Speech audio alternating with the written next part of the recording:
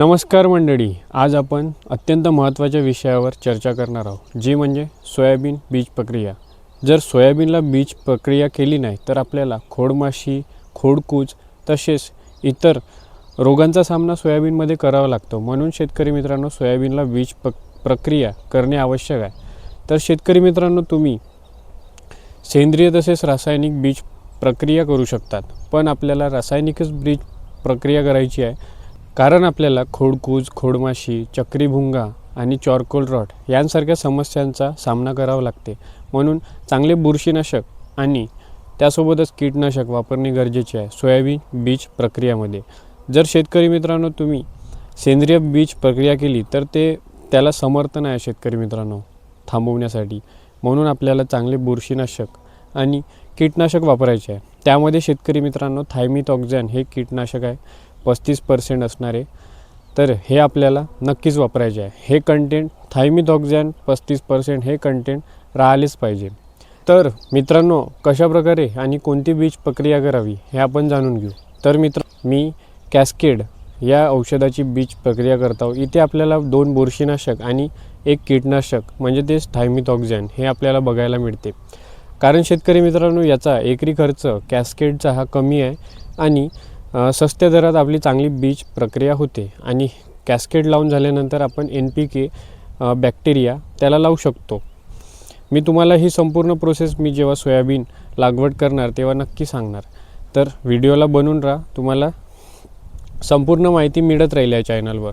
तर कॅस्केड याची आपण बीज प्रक्रिया करू शकतो। तसेच शेतकरी मित्रांनो, थायमिथॉक्झॅन हे कंटेंट असणारे स्लेयर आणि त्यासोबतच आपल्याला बायरचे एव्हरगोल हे आपण घेऊ शकतो बीज प्रक्रियामध्ये।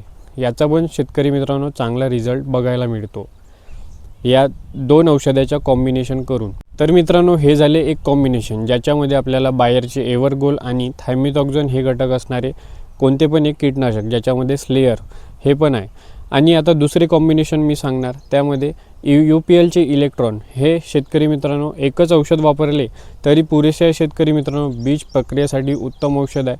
आता शेतकरी मित्रांनो, मी कॅस्केडच का वापरले, कारण शेतकरी मित्रांनो आपल्याला एकरी खर्च कमी करायचा आहे। म्हणून कमीत कमी बजेटमध्ये आपल्याला चांगले कंटेंट असणारे कॅस्केड हे आपल्याला मिळून जाते आणि आपल्याला एकरी खर्च वाढतो। आता फर्स्ट कॉम्बिनेशन मी जे सांगितले, बायरचे एव्हरगोल आणि त्यासोबतच स्लेयर, थायमिथॉक्झॅन हे कंटेंट असणारे, याचा आपल्याला मोठा खर्च झालेला जाणवतो।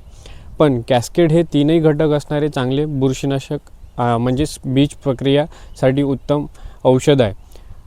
जर शेतकरी मित्रांनो तुम्हाला दरवर्षी चांगल्या मोठ्या प्रमाणात खोडमाशी, खोडकूज अशासारख्या चक्रीभुंगा यांचा त्रास होत असेल तर तुम्हाला खर्च करायला हरकत नाही या औषधींवर। पण आमच्या शेतात शेतकरी मित्रांनो तेवढा त्रास नाही आहे खोडमाशी, खोडकूज, आणि आपण 15 दिवसांनी पुन्हा फवारणी करणारच आहोत। जेव्हा आपले सोयाबीन 15 दिवसाचे होते तेव्हा।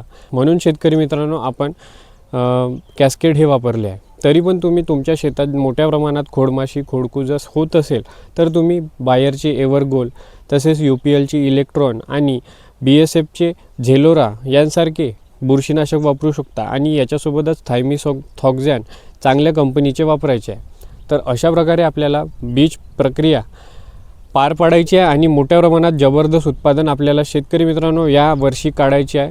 तर सोयाबीनमध्ये जबरदस्त उत्पादन मिळविण्यासाठी 12 ते 15 क्विंटल उत्पादन मिळविण्यासाठी आपल्याला चांगल्या प्रकारे बीज प्रक्रिया करणे गरजेचे आहे। जर तुम्ही बीज प्रक्रिया नसेल करत तर यावर्षी करा आणि अनुभव जाणून घ्या।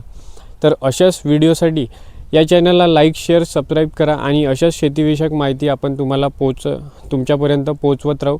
शेतकरी बांधवांपर्यंत हा व्हिडिओ शेअर करा आणि अशाच माहितीसाठी शेअर करा। आपल्याला यावर्षी चांगले उत्पादन सोयाबीनमध्ये काढायचे आहे शेतकरी मित्रांनो। आपण सोयाबीन, कापूस तसेच हरभऱ्याची लागवड करत असतो। तर याच्याच माहितीसाठी या चॅनलला सबस्क्राईब करून ठेवा। धन्यवाद।